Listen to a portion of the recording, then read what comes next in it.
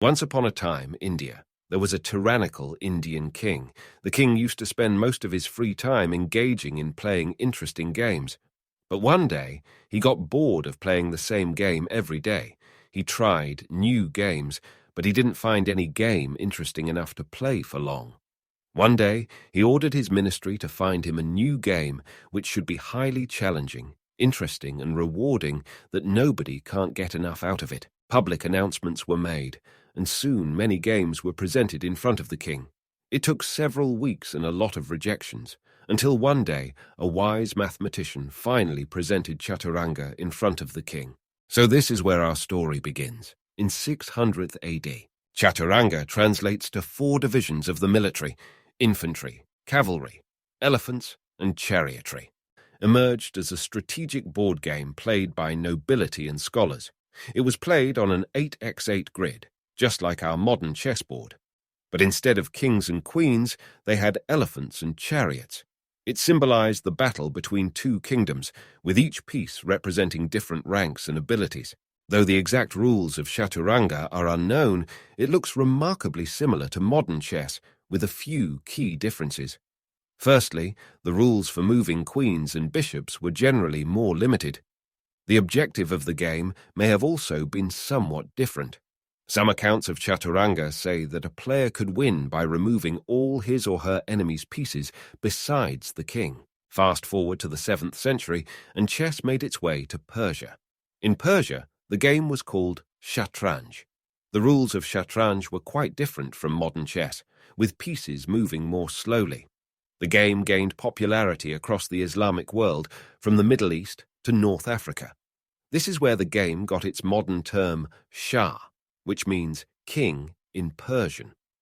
Over time, Shah Mat, which means the king is helpless, transformed into checkmate, which we still use today when we defeat our opponents.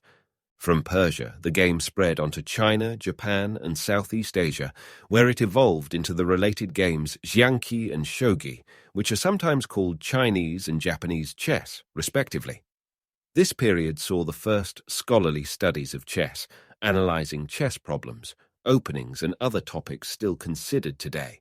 By the 9th century, it had made its way to Spain, and then it spread throughout Europe. The names of the pieces also underwent transformations during this period.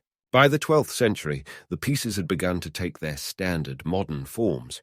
What was once a minister became the queen, while war elephants had less relevance in medieval Europe than in India.